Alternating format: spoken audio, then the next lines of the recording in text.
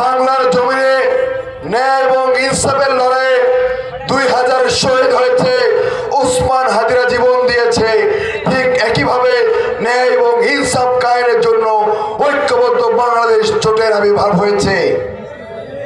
বাংলার ইতিহাসে কখনো সকল ইসলামিক দলগুলো ঐক্যবদ্ধ হয় নাই, কিন্তু আল্লাহর ইচ্ছায় সকল ইসলামিক দল, তরুণদের দল, ঐক্যবদ্ধ বাংলাদেশপন্থী সকল জোটের সমন্বয়ে ঐক্যবদ্ধ বাংলাদেশ জোটের আবির্ভাব হয়েছে। আমরা বলতে চাই, এই পার্বতীপুর ফুলবাড়িতে ন্যায় ইনসাফ কায়েম হয় নাই। এখানকার জনগণ রেলের জমিতে থাকে, এইটা নিয়ে কেউ স্পষ্ট কোনো কথা বলে না। আমি ঘোষণা দিতে চাই, এইখানে একটি আমলাতান্ত্রিক জটিলতা আছে। 3 পক্ষ নিয়ে আমরা বসতে চাই। যারা স্থানীয় বাসিন্দা আছে, যারা লোকাল প্রশাসন আছে এবং রেলওয়ে মন্ত্রণালয়ের 3 পক্ষীয় বসার মাধ্যমে সমঝোতার ভিত্তিতে আপনাদের স্থায়ী থাকার বন্দোবস্ত করে ঘোষণা দিচ্ছি আমি, ইনশাআল্লাহ। সম্মানিত ভাইরা, আমরা বলতে চাই, পার্বতীপুর ফুলবাড়িতে রেল জংশন আছে, কিন্তু এটার আধুনিকায়ন করা হয় না। বাংলাদেশের সবচেয়ে প্রাচীন এবং পুরনো রেল জংশন।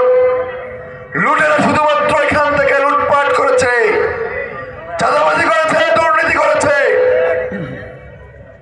রেলওয়ে কারখানা এবং রেলওয়ে জংশনের কোনো আধুনিকায়ন করা হয় নাই। এখান থেকে প্রতিনিয়ত লসের কথা আমরা শুনেছি।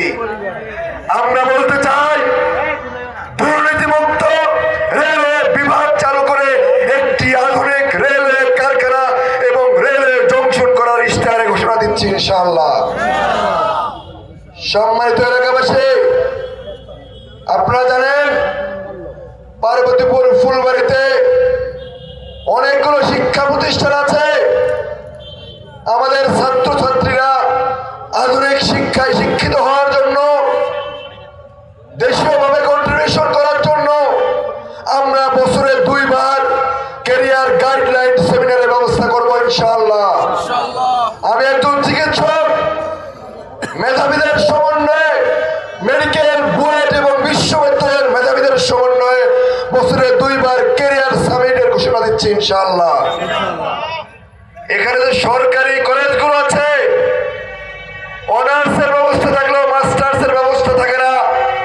আমরা বলছি, এখানে উচ্চ শিক্ষার জন্য সেই বন্দোবস্ত করবো আমরা, ইনশাআল্লাহ। সম্মানিত ভাইরা, এই